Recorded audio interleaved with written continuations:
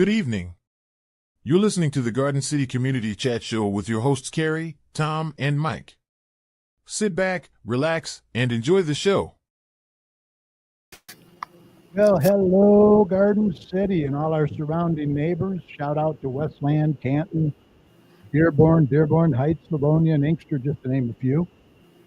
Welcome to episode number 725 of the Garden City Community Chat Show. It is Thursday, November 6th, 2025. Where did the summer go? I don't know. I don't know, but I wish you'd come back. We're so happy you could be with us tonight. We hope you're all safe and doing well. I am your host, Carrie. Also joining me tonight is Garden City's favorite meteorologist, Dr. Tom Lewinsky. How you doing, Tom? Doing well. Summer is long gone, Mike. So yeah, yes it is. Yes it is. And also former city I may not councilman. be the favorite meteorologist tonight, just so you know. You're still our favorite. How you doing, Mike? I'm doing okay, Carrie. Good. Got, good. got my printers working again on my computer, so Awesome. You're ready to rock and roll, eh? yeah, the guy was supposed to come tomorrow afternoon. He showed up about half an hour ago. Oh, wow. Okay, I hope you can work fast. Well, Tom's going to be back shortly with the most current and up-to-date forecast for you, so stay tuned for that.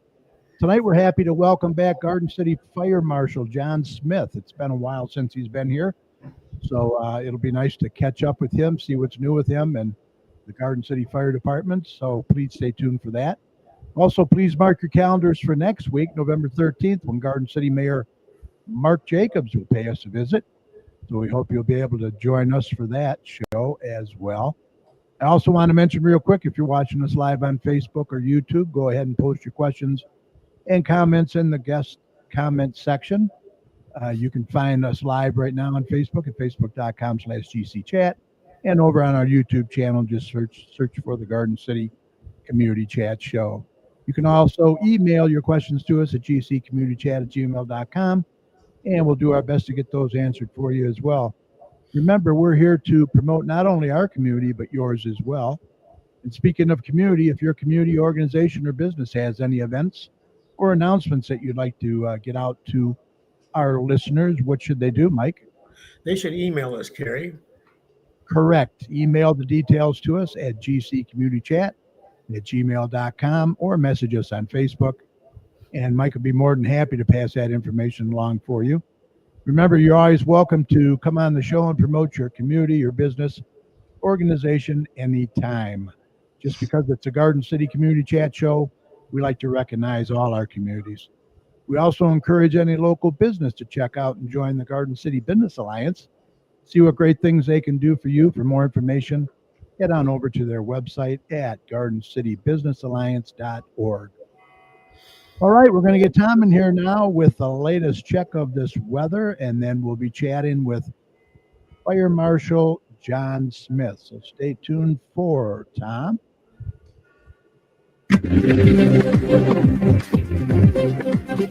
Okay, let's do a check on weather with Doppler Tom. Let's see what he has in store for the rest of this week and the weekend coming up. Tom, take it away. Did I hear the S word? I didn't use it, but you might have heard it. Yeah, it's definitely that time of year where we start to maybe use that word from time to time, but Oh boy. not tonight. So at least that's some blessing.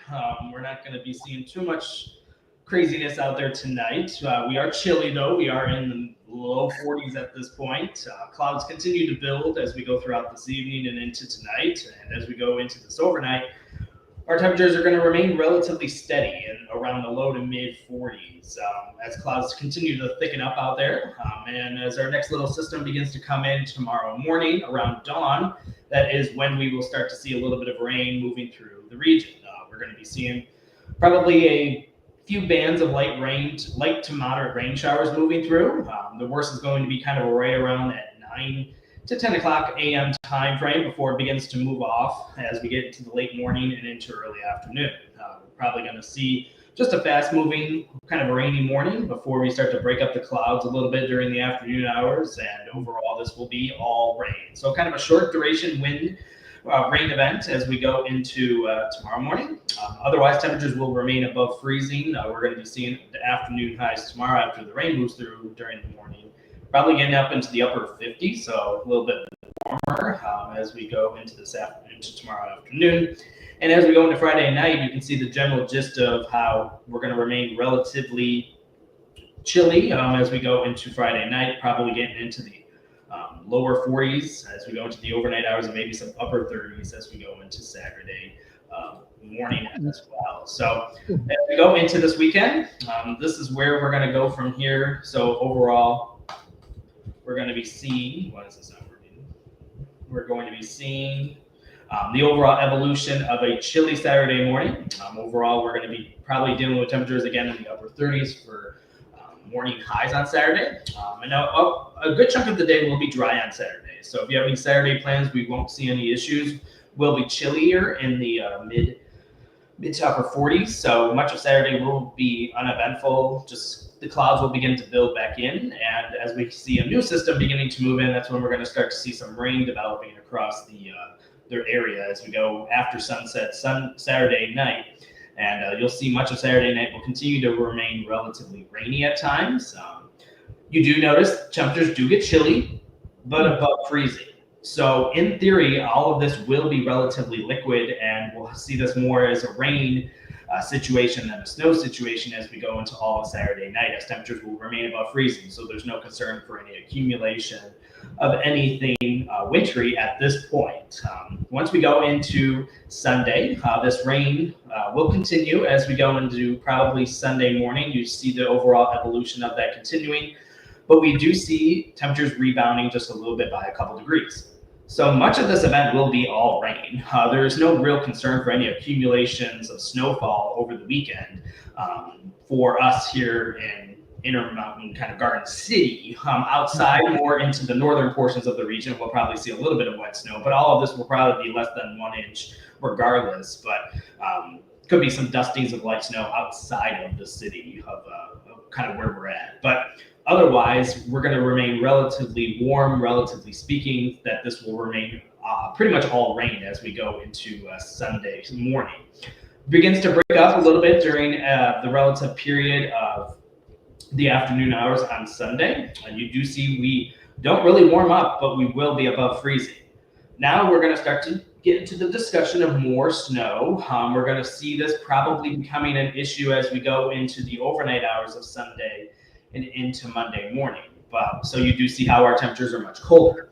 This will support snow as opposed to rain. The good news is that this will be more on the side of hit mist lake effect, snow showers moving through. So probably a dusting of snow is very likely as we go into Monday morning across the area. We're going to be just seeing some on and off snow flurries to lighter snow showers moving through during this portion of the period. So as we go into Monday morning, we're definitely going to probably deal with a little bit of that morning snow at times. Temperatures will be well below freezing, so it will obviously accumulate on all surfaces at this point. But probably not more than an inch, probably less than an inch, and probably around a dusting is very likely at this point. Otherwise, the rest of Monday won't see too much in the way of any issues, as the wind direction will probably begin to move away from our area, which won't bring any more lake effect snow bands back into our region, but it will be a cold Monday. Temperatures will not get out of the low to mid 30s for the entire day. So it will be a cold Monday outside of some morning light snow. And as we go into Monday night and into Tuesday, we're going to drop back into the 20s. So it's definitely going to be a chilly time. But the good news is that this chill doesn't last too long. We warm things gradually as we go throughout next week. As we go into Tuesday, we're going to be seeing the overall evolution of temperatures rebounding into the upper 30s as opposed to mid 30s. I know subtle changes, but better than nothing. But you can see the general gist of this as we go into Wednesday and Thursday, how our overall evolution begins to creep up each and every day. We're probably going to see some mid 30s going into upper 40s as we go into Wednesday. So just a couple of days of the chill. As we go into next Thursday, we can see the general gist of this relative pattern remaining chilly, but above freezing with some mid to upper 40s remaining consistent as we go into the rest of next week going forward. So a couple little obstacles to kind of overcome as we go forward. The main system over the weekend is going to be more rain than snow, but there could be a little bit of wet snow mixed in there, but I'm not expecting any of this to really accumulate at this point over the weekend. The main snow potential, which is a low potential, is not going to be a slam dunk, is probably going to be Sunday night and into Monday morning with probably a dusting of some lighter snow across the area. So otherwise, this is generally where we're at, just creeping ever so much into a wintry pattern, but it's just creeping in as we go into the month of November, but no major winter storms by any means at this point. Otherwise, quickly talking about some other weather, there isn't too much going on out there at this point, especially across our area, but we are keeping an eye on that next system that will be coming in tomorrow morning. It's kind of out to our west. That will bring in some rain tomorrow morning. Otherwise, nothing too much going on out there other than kind of preparing for that cold as we go into late weekend and into early next week. So if you want to keep tuned to all my local weather information, this is DopplerTomsWeather.com. As we continue to roll on into the month of November with a little bit of snow in the forecast. So plan accordingly for that. Wow. Well, with the ground still being fairly warm, it shouldn't really stick around long, right? Oh, no. Yeah, this is only probably stick around during a couple hours after sunrise, and then it will be starting to melt. So, yeah, this will not be lingering at all. Right. Okay. So are you new uncle yet? What's that? Say that again? I asked Tom if he was a new uncle yet. Oh, Not yet, but it could be coming any day, especially over the weekend. it's brewing. It's brewing. All right. We'll see you. Have a good night. Thanks, guys. Have a good one. Yep. Bye. All right. I just want to mention real quick, Captain Dennis Newbacher is in there watching us from Channel 7 Action News, Chopper 7. How you doing, Dennis? He wants me to remind everyone to, if you're flying out of the airport, They're very early. going to be some changes coming to the schedules. Some of them have already canceled. I don't know, 200 flights I've heard, Yeah. 40 different airports. So due to the government shutdown. So just want to pass that along to folks. Also, Michael Bingle's in there. Mrs. Chat's in there. We have, let's see, Dan Bartley's in there from DSD Sports Chat. And a few others that are watching. We appreciate you showing up and watching us. All right, before we get to our guests, let me just mention real quick, next city council meeting is going to be Monday, November 17th at 7 p.m. in the council chambers located at 6000 Middle Belt Road. These meetings are a good way for you to get involved and voice any concerns you may have as well. Okay, let's introduce our guests for tonight. It's been a little while. Please welcome from the Garden City Fire Department, Fire Marshal John Smith. Hey, how you doing, John? Hey, how we doing? Good to see John. you. Thanks for joining us tonight. No problem. Glad to be here. Awesome. I just want to put your credentials up here real quick. There you go. I'm going to contact you, and then I'll show it again at the end of the show. All the information you need to get a hold of me. Sir, yes, sir. You can run, but you can't hide. No, there's no hiding. At least from between the hours of 8 and 4. Yeah. So, how long you been now with the department? It's coming around on 9 years. Oh, wow. So Holy yeah, cow. in between 8 and 9, 8.5. Flies. I think it's been, what, 3 or 4 years since you've been on, I think. As the fire marshal, it's been over 3 years. Yeah. Yeah. Well, we're insane. not going to let that happen again. So you sent me a few of these posters I wanted to put up. Yeah. Comment on this? So this is just a fatal fire statistics of the state of Michigan this year. People don't really think about it often, but people do still die in fires. And one of the most common things that we can do to give ourselves a warning is have smoke detectors, right? So if you look down at the bottom, it'll show you that 68% of the fires had working smoke detectors, but 32 did not. So far this year is 25 deaths in 22 fires. And in 32% of those fires, we could have potentially had a different outcome had the people had a little earlier warning. So And that's then, why it's super important for me, the smoke detector program we have. Yeah, absolutely. Now I know with the different cuts in government, are you guys still able to hand out smoke detectors and that? Yeah, yep. We still have them. We get them from the state, and as far as I knew, the last time I heard that they have actually gotten the whole new year, the fiscal year for 25 and 26. They have the smoke detectors again, so I'll be able to get them for free and put them in for the residents in the city. Great, great, great. That's Yeah. awesome. Here's another one here that you sent me. You want to comment on this? Yeah, so this is more in our region. We kind of had a statewide thing, and this is for the Western Wayne County area, and it breaks it down a little further. And in our area, it was a little higher. It says that 49% of those fires reported had working smoke detectors. So it's better, but if I had it my way, it'd be 100%. Yeah. Yeah. Yeah, those are some interesting statistics right there. Yeah, yeah. So, Try to keep track of that stuff, but so what's the most common fire code violations you see in Garden City, and how can residents or business owners best avoid them? so business owners, I see them annually. I inspect every business in the city on an annual basis. And when I go into these businesses, the most common, probably the most common violations I see are not tagging fire extinguishers. So fire extinguishers need to be tagged on an annual. They need to be done by a licensed, certified company to do that. Right. The other common one I see a lot is exit signs not lit. Businesses will have deliveries and things blocking egress paths. So egress pathways being blocked. Those are like the super common things. So I'd say 90% of the businesses are like that, where it's a smaller storefront. We're dealing with, anywhere between 1,000 to 2,500 square feet of area in the store. So it's not a super big store. We just have a couple things that we need to keep up on an annual basis. And those are probably the most common things. Right. As far as people's homes, I'm like a vampire. I can't come in your house unless you invite me in there.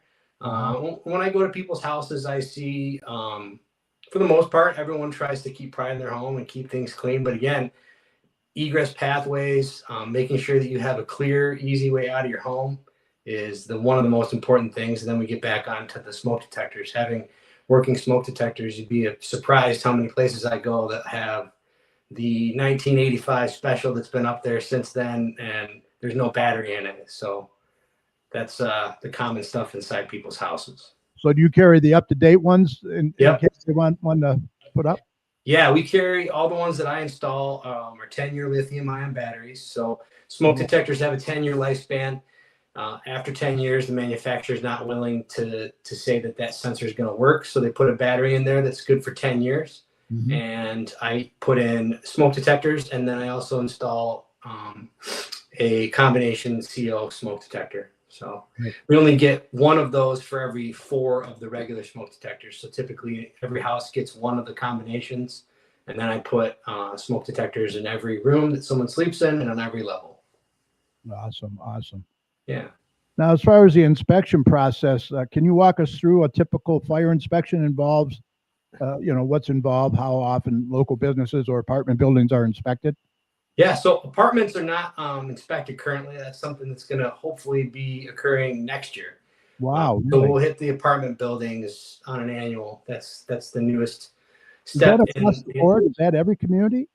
Some communities inspect, the fire department inspects multifamilies, like apartment buildings like that, and some don't. Sometimes it's the building department. Currently, the way we do it in Garden City, it's every 3 years the building department goes through. But what I find is we have a large group of people living in one area, and there's things that I can go in there on an annual basis and do to make sure that the building is safe for those people throughout the course of the year, and not just doing it every 3rd year. So that part of that is coming up next year. As far as regular business inspections, they start from the time that I pull up to the business. I like to look at the way that it is outside. Are we going to have access to the building if they have a fire?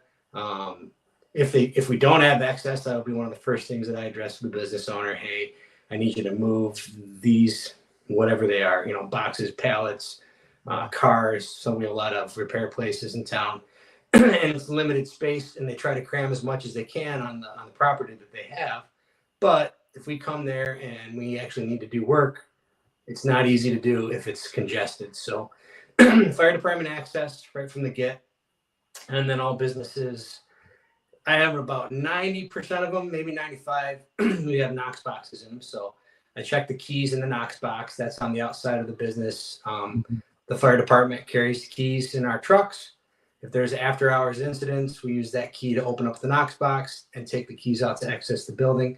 I make sure those keys are actually updated. If they've changed the lock, I say, hey, I need a new key to put in the box.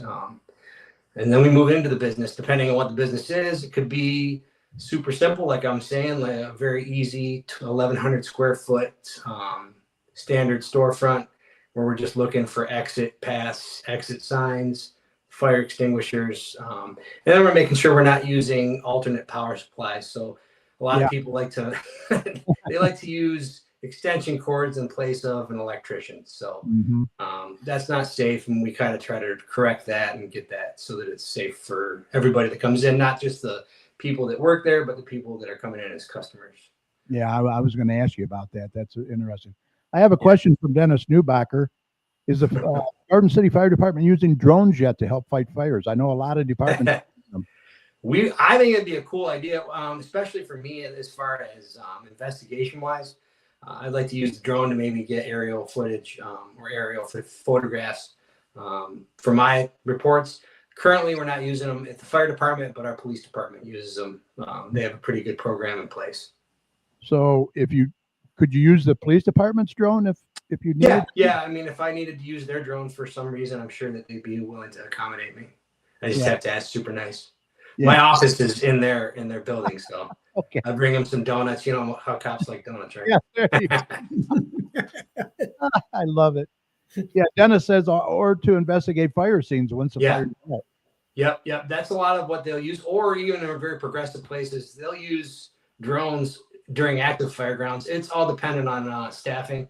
Right. In Garden City, we get by with. I don't want to call it a skeleton crew, but we get by with a fairly small number of people. In the larger cities that have a lot of guys, they'll use them. They even have like ticks on them. So thermal imaging cameras, they get them up in the air while the fire's going on, and they're able to see hot spots on the roof. It's a pretty useful tool.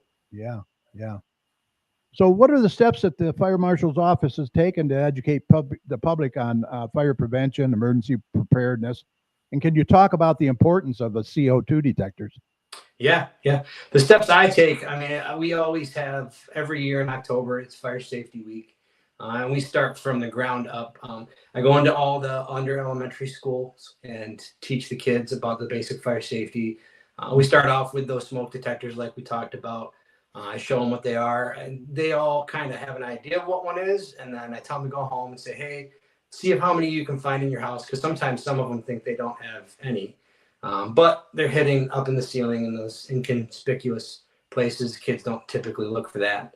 And then we talk about how important it is to have an escape plan. First and foremost, every room should have more than one way out, right? Yeah. So we talk about 2 paths to get out of the room, your window or your door, when it's safe to go out the door, and when we should probably choose to use the window. We also do try to make them feel comfortable with the guys, so we have them wear fire gear and talk to them, show them what they look like, sound like, so they're not scared if we ever come to have to help them. As far as the kids are concerned, that's where I do that. But when I go to people's houses to put those smoke detectors in, I take the opportunity to sit down with the homeowner and actually give them a little bit more of an adult course. The reason I put each smoke detector in bedrooms is because we're supposed to sleep with our doors closed. It's a super important thing to do. If you ever get a chance to look it up, you can see some drastic images you'll see of doors closed and doors open. Fire likes to follow a path of fuel, right? And if we have an open house, it'll follow all the way through the house as much fuel and air as it can get. But if we compartmentalize each room, it really does keep you protected. Fire is visible though, right? So we can tell if there's a fire in the house, but carbon monoxide's not. And that's why those detectors are super important.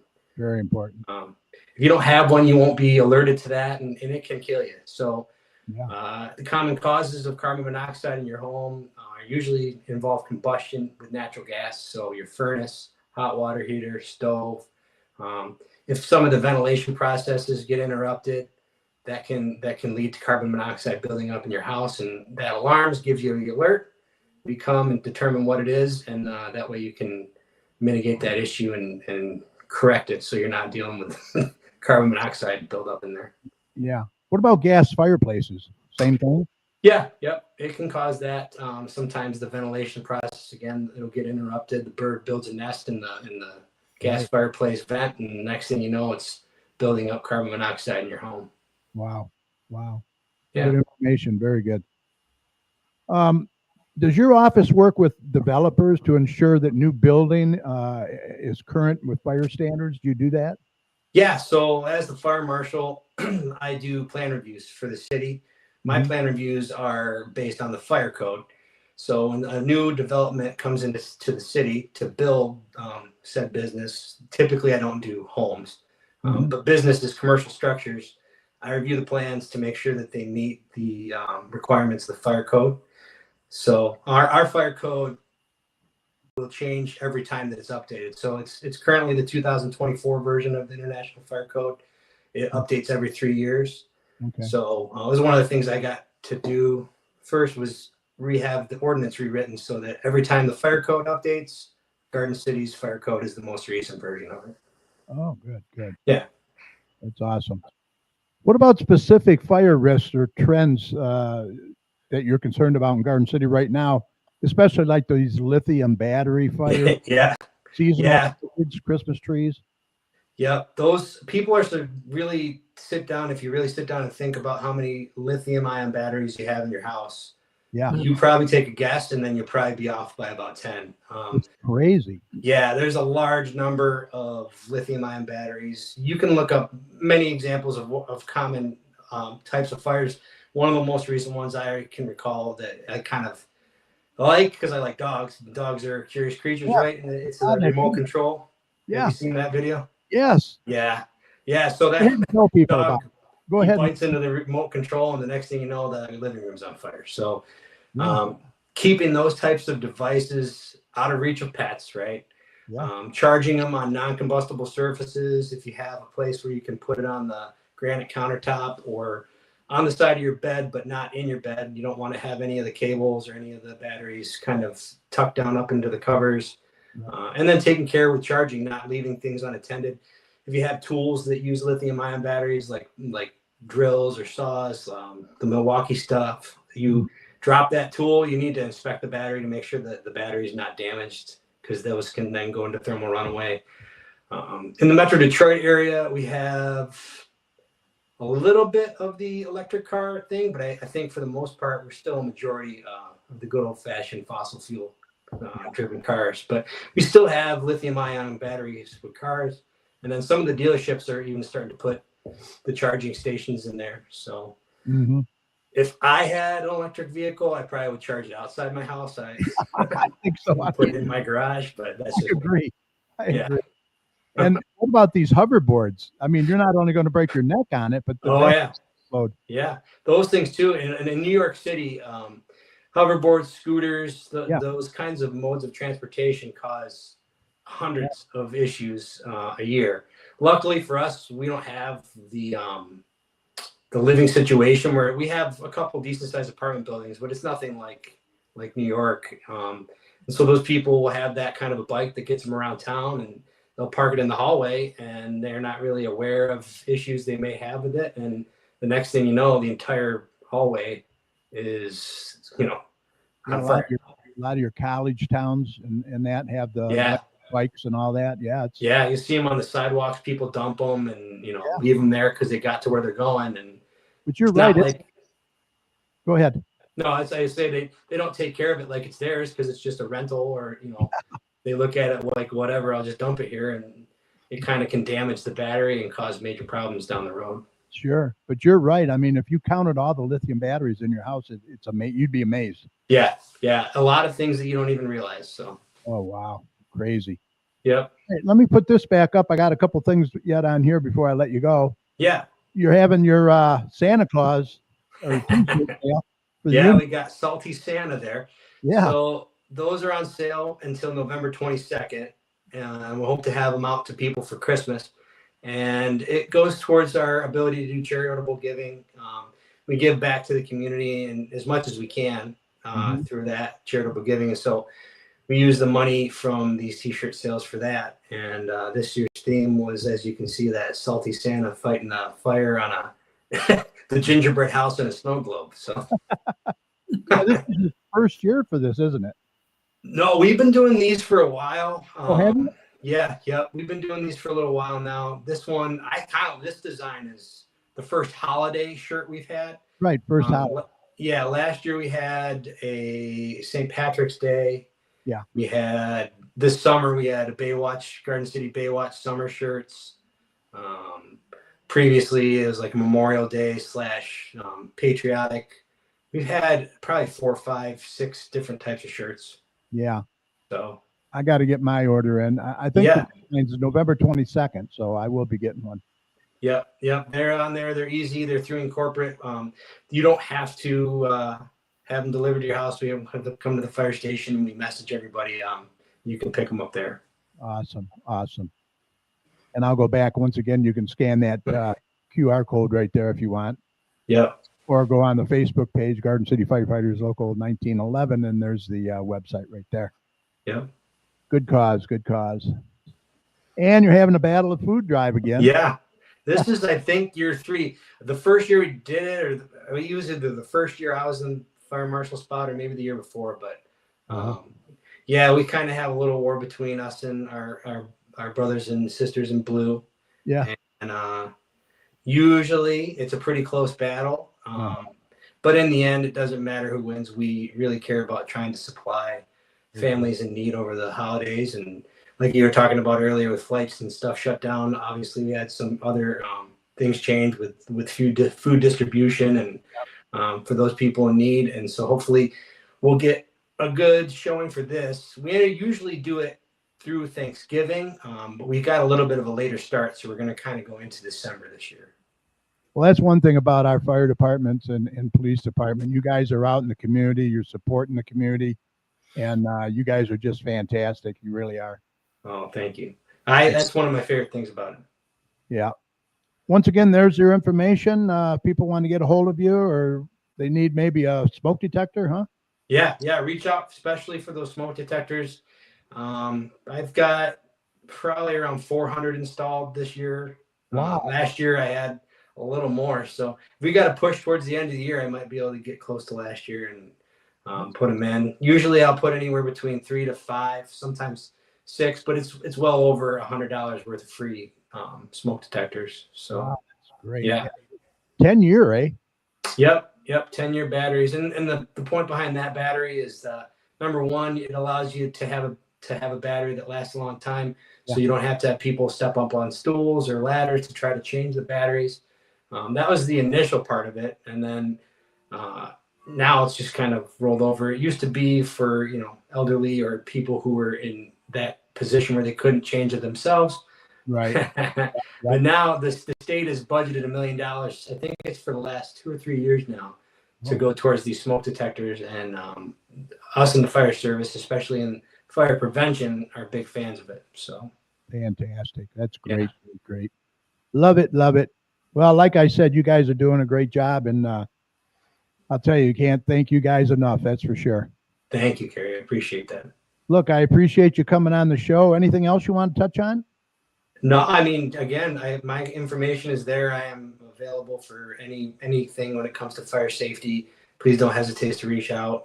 The cell phone is probably the best one to reach me at. If you call my office phone and I'm not in my office, I will not answer the phone. So the cell phone and also over the weekend, typically, unless it's some sort of an emergency. But most of the time during the week, it's me, and I'll answer you and get you taken care of. Yeah. And once again, don't hesitate to call 911, right? Yes. 911 is your friend. So I'm here for the fire prevention side of things, but that doesn't mean that I can then help you at 2:00 in the morning when we need to get picked up. So 911 is there for a purpose, and those guys that work on the fire trucks are going to be there to help you. Yep, they sure are.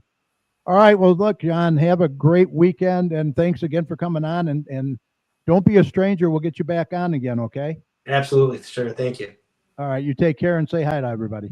We'll do. Thanks. All right. Night. Night.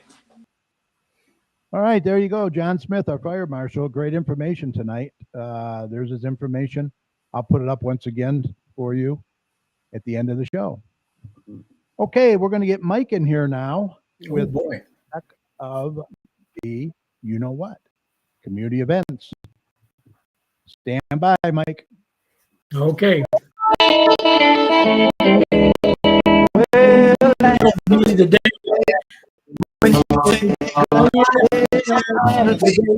It's time for some community announcement. Get Mike in here. Mike. When I die. What you got for me, Kerry? We got quite a few tonight. So Yeah, me too. I just picked up a marketplace and there's a Yep. dozen of them in there. Yep, the new marketplace is out, so pick yours up at your favorite establishment. Oh boy. My favorite Yeah, residents. They have Yeah. a plethora of activities going on over there. love that word. Yeah. We had our Kiwanis meeting there, there today at noon. So if you want tours, you can go through them at Wednesdays and Saturdays from noon to 3. Yep. And they have activities going on. We just presented $1,750 from our pancake breakfast proceeds from that the Rotary Kiwanis and Lions Club sponsored, along with the Community Coalition. Yeah. I know, so I think they're going to do it again next year. So This is a okay, good what do we got? year. Free turkeys to the first 100 people in line. Yeah. Where is this at? It's at Garden City Pawn Shop, Garden City Pawn Shop. Yeah. 555 Ford Road. Okay. You want to get there early, that's for sure. Yeah, if you want to be one of the, don't want to be 101. You want to be the first 100. Right. Exactly. New booking birthday parties at Garden City Ice Arena. If you want to make an appointment, call 734-7. Was that 9318? 793-1882. Yep. 1882. All right. Here's the shirts again. There's a sample of the T-shirts right there. Yeah. Shirts and sweatshirts. I got a hoodie on their website. Check it all out. For a good cause for sure. Okay. Bingo at the Rec. Get ready to shout bingo on the first and third Monday of each month from 12:30 to 2, ages 50 and older, $5 per person. Call 734-793-1850 if you have any questions. And the Santa Land parade's coming right around the corner. There's Official merchandise for Santa Land Parade. Yep. That'll be on the Saturday after Thanksgiving. Yep. Scan that barcode right there and take you right to the website. Yeah. You can freeze frame right now and get that scanned. Okay. Okay. Mindful motion, low impact aerobics, stretching, and balancing. I could use some of that. Yeah, me too. Mondays from 9:30 to 10:30. Ages 50 and older. I just squeak in there. Barely. Just barely make it. For the last 33 years. Okay. Drop-ins, $2 for residents, $3 for non-residents. This is at the Maplewood Center. Radcliffe, yeah. Food drive The police and fire. We just talked Yeah. about that. So go ahead. through December 12th. My oldest daughter's birthday. Yeah. I think all the collections are at the police department because the fire department is still doing the renovations and Drop off. stuff, but they have separate containers so that you can properly designate the fire department as your one that you're supporting, if that Right, happens yeah. to be the case. Or you can bring cans of stuff. Yeah, they're both a winner. Yeah. Professional carpet cleaning. Dennis has got tile, grout, hardwood floor upholstery cleaning. Call him at 734-299-6496. Yeah, Dennis Dykman, the owner, he posted on Facebook today that he'll be on the road very soon doing carpets again. He got a new van and had to equip it, so Wow. it's almost ready. Good. Tops meetings Thursdays from 10 a.m. to 11 a.m. Tops can help you reach your weight loss goals. This is at the Radcliffe Center. The fee is a $1 drop in. Questions call 734-793-1850. Yep. Okay, every Monday from 9 to 11, you can have a chat at the rec. Looking for some good discussions? Stop by to chat over coffee or tea. Yep. Garden City Parks and Recreation has got new dashboard advertisements. You can buy 1 year for $185, 2 years for $235, 3 years is $285. That's the best deal. And they're huge. Yeah, 8 foot by 3 foot. Yeah. That's big. Mayor's Forum was postponed.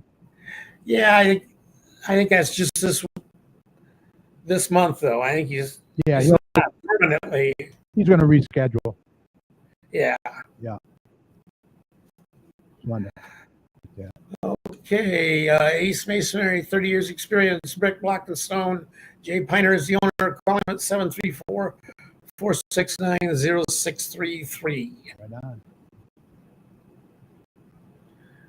J&J Taxes and More. Hey, it's getting to that time of the year Yeah, our almost. good buddy Joe Bartley.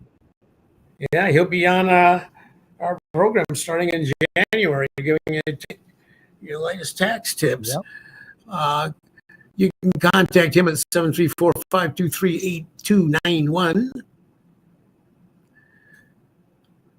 Yeah, he does it all. He does it all. Yeah. Oh, this is coming up Saturday, too. Yeah. Dueling pianos at the Radcliffe Center.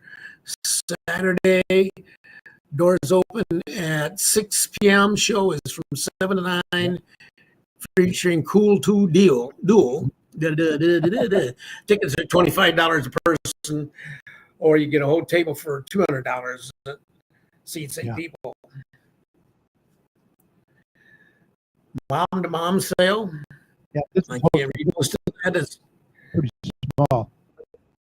yeah.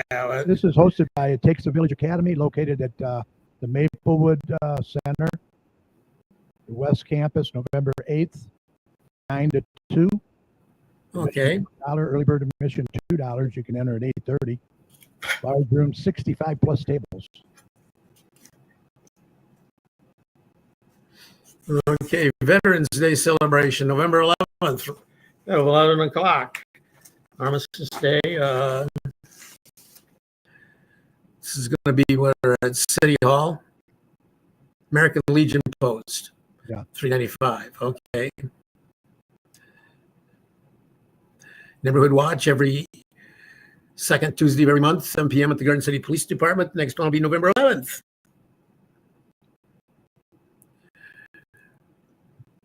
Women's self-defense. Very important these days. Yep. Wednesday, November 12th. Yep. From 5 to 6. And $10 for residents, $15 for non-residents ages 14 and up. Yep. Yeah, this stuff all the time. There's something on the news tonight where some guy was arrested for abusing a 5-year-old. Yeah, Mistake. I don't know what's going on. It's terrible anymore. Yeah, you got some real sickos out there. Yep. Fundraiser at Applebee's. 20% all proceeds go to Haven of Love Dog Rescue. It's on Monday, November 17th at Applebee's on Middlebelt Road in Livonia, 4 o'clock to 9 o'clock. Dine in or take out or pick up. Cool. Yeah. I can't read that one. I can see Thanksgiving lunch. Oh yeah, that's one of our ones that's in the Yeah. marketplace. Garden City Senior Center, Thanksgiving lunch, That's coming up when? November 21st, 12 to 2.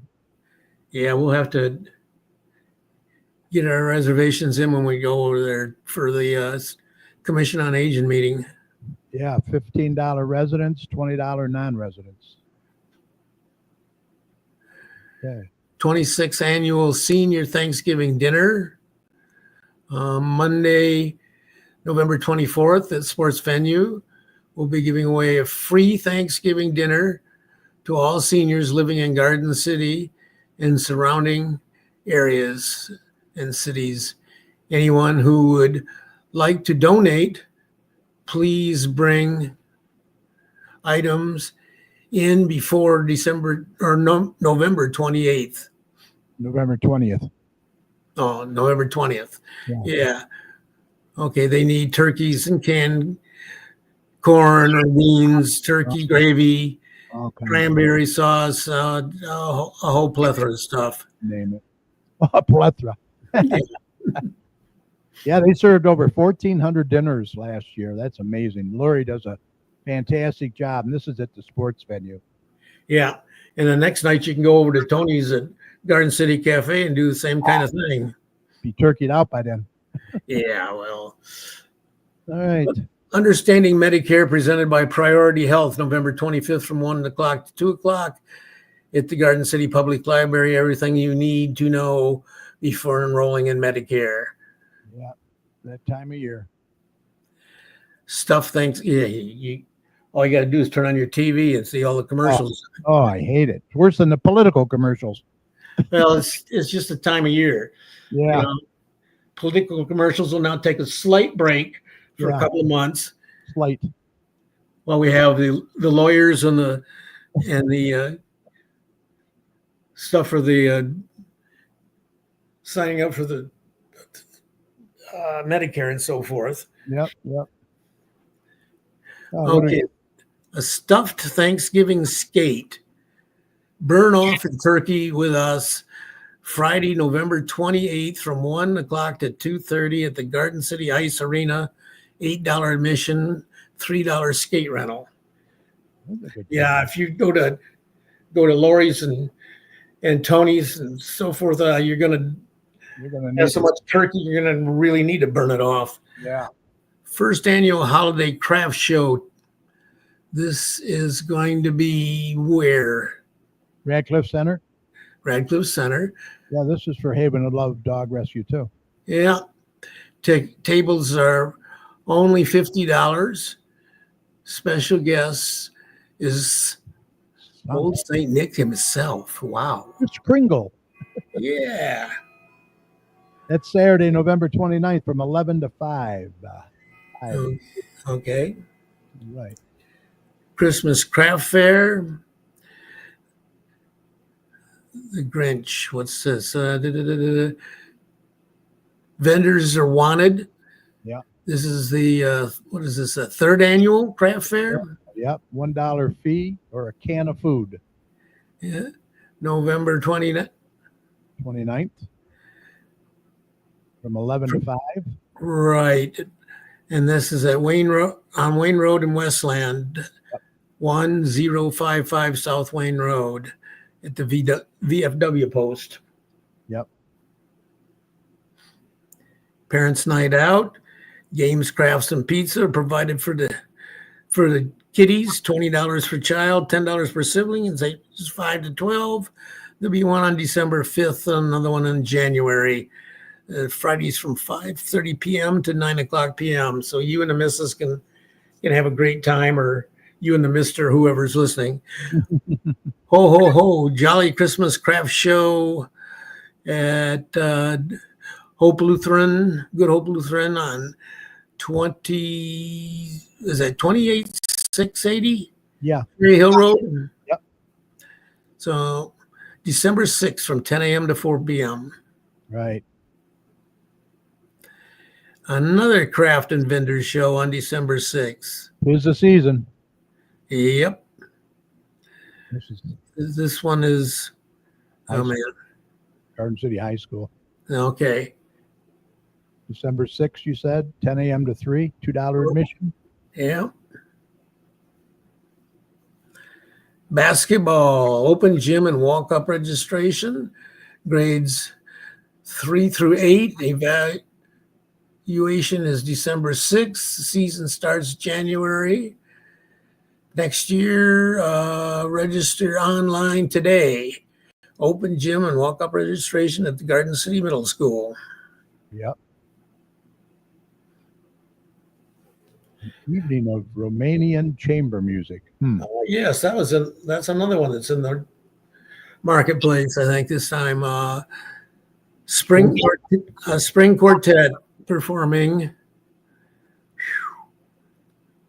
Man, they just don't make that stuff dark enough to read. December 6th at 3 p.m. doors open. Okay. It's at the historic Oddfellows Hall, 6121 Merriman Road. Yeah, just down from the Straight Farmhouse. Neighborhood Christmas party. Wednesday, December 10. Is that what that says? Yep. Registration required. 5:30 p.m. Okay. This is at Salvation Army on 26700 West Warren, Dearborn Heights, Yeah. between Inkster and Beach. Right on the south side. Okay.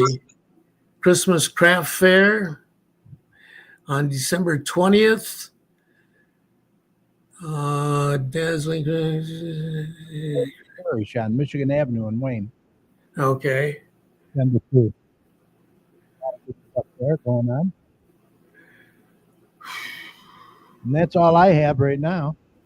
Okay, let's see what I can find in the glimpse that you haven't, or in the marketplace that you haven't already talked about. Yeah, I got a bunch of them designated here. Don Nicholson and his wife Gail do a fantastic job on that for Garden City and Westland. Wayne County Light Fest starts on open November 20th, runs through December 24th from 6 to 10. Mm-hmm. Wednesdays through Sundays.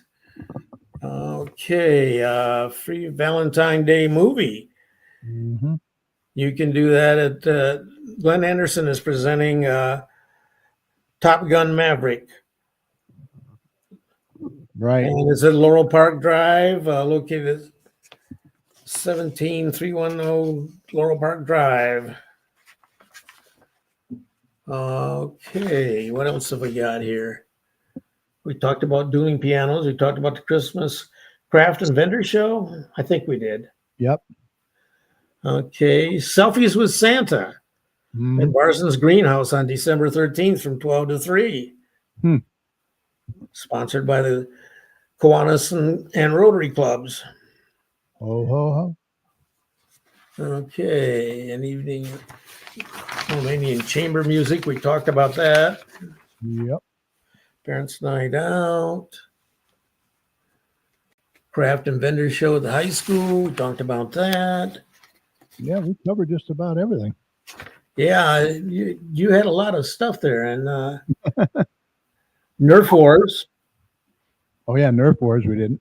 September 20th. They started, and there's going to be one on November 22nd and one on January 17th from 11:30 to Oh, there you go. 11 a.m. to 12 p.m. at the Radcliffe Center, I think. Mm-hmm. Ages 7 to 11. Open gym Very good. Wednesdays and Thursdays from 4 p.m. to 8 p.m. and Thursdays from 2 p.m. to 8 p.m. at the Radcliffe Center. Mm-hmm. And I think, oh, wait a minute, what's this? Garden City Thrift Shop you can get $2 bag sales every day, located at the Radcliffe Center. Yeah, they moved over to the Radcliffe Center, so yeah, real nice. Yep. And that's all I got. All right. I think we're ready to call this a podcast. Podcast. Yeah. I want to thank my fantastic co-host, Opera Tom Iwinski and Mike Jones. Great job as always, boys. Huge thank you to Fire Marshal John Smith from the Garden City Fire Department. He had some really good information for us. There's his information if you need to contact him. If you want a fire smoke detector. Yeah, I need to call him and get a smoke detector and a Yeah, we're going to CO detector. Yeah, we are too. And he said best way is his cell phone, 313-938-4041. So give him a call. He is there, willing to help you out. Remember, the show will be available right after we sign off tonight on Facebook. So we hope you'll catch it at your convenience, especially if you tuned in late, by going to facebook.com/GCChat. Feel free to share the show with your friends as well. Also catch us on our YouTube channel. It'll be over there as well. Just search for the Garden City Community Chat Show.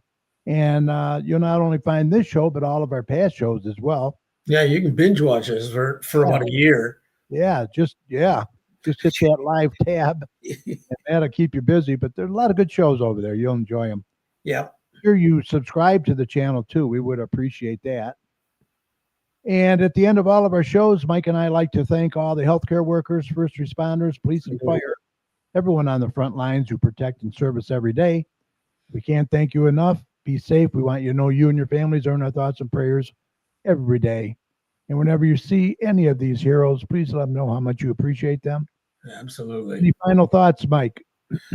Just get vaccinated. We did it. My wife and I just did it last week at our doctor's office, but you can do it right there at Walgreens, CVS. Walgreens. Yeah.